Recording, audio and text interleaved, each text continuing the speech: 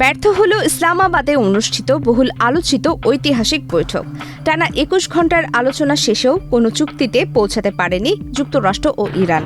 কোনো ধরনের সমঝোতা ছাড়াই ইসলামাবাদ ত্যাগ করেছে মার্কিন ভাইস প্রেসিডেন্ট জেডি ভান্সের নেতৃত্বাধীন প্রতিনিধি দল। আজ রোববার ভোরে ইসলামাবাদে এক জরুরি সংবাদ সম্মেলনে ভান্স নিজেই নিশ্চিত করেছেন এই ব্যর্থতার খবর। তিনি জানান, ওয়াশিংটনের দেওয়া শর্তাবলী তেহরান মেনে না নেওয়ায় দীর্ঘ আলোচনার পরও দুই পক্ষ কোনো সমঝোতায় পৌঁছাতে পারেনি।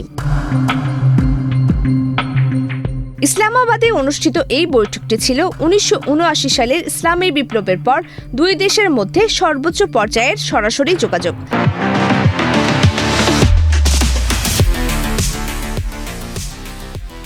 আলোচনার মূল লক্ষ্য ছিল চলমান সংঘাত বন্ধ, পারমাণবিক কর্মসূচি নিয়ন্ত্রণ এবং হরমুজ প্রণালী পুনরায় উন্মুক্ত করা। যুদ্ধের কারণে ইরান এই গুরুত্বপূর্ণ জলপথটি বন্ধ করে রাখায় বিশ্ববাজারে তেলের দাম আকাশচুম্বী হয়েছে।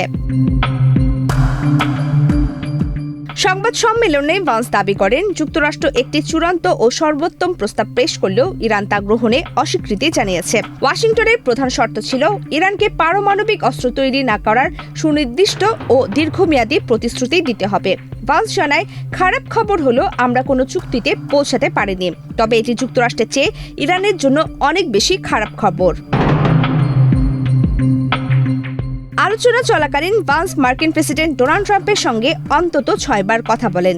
অন্যদিকে ইরানি প্রতিনিধি দল শোকের প্রতীক হিসেবে কালো পোশাক পরে বৈঠকে অংশ নেয়। তারা মার্কিন হামলায় নিহত শিক্ষার্থীদের ব্যবহৃত স্কুল ব্যাগ ও জুতার সঙ্গে নিয়ে এসে এক আবেগঘন ও উত্তপ্ত পরিস্থিতির সৃষ্টি করে। বৈঠকে ইরানের পক্ষ থেকে বেশ কিছু কঠোর দাবি উত্থাপন করা হয়, যেমন বিদেশে আটকে থাকা ইরানি সম্পদ অবমুক্ত করা, হরমুজ প্রণালীর পূর্ণ নিয়ন্ত্রণ এবং ট্রানজিট ফি আদায়ের অধিকার ও যুদ্ধের ক্ষতিপূরণ প্রদান এবং আঞ্চলিক যুদ্ধবিরতি। দীর্ঘদিন কূটনৈতিকভাবে কোণঠাসা থাকার পর পাকিস্তানের জন্য এই মধ্যস্থতা ছিল বড় এক অর্জন। ভান্স পাকিস্তানের প্রধানমন্ত্রী শাহবাজ শরীফ ও সেনা প্রধান আসিফ মনিরের প্রশংসা করে বলেন, তারা দারুণ আতিথেয়তা দেখিয়েছে। বর্তমানে দুই পক্ষই তাদের অবস্থানে অনড়।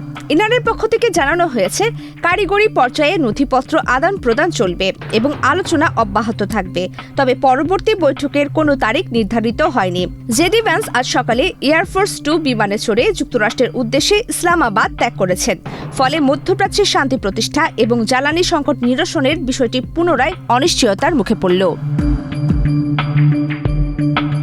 প্রবীতি কিবরিয়া ইসলাম, বাংলাদেশ প্রতিদিন।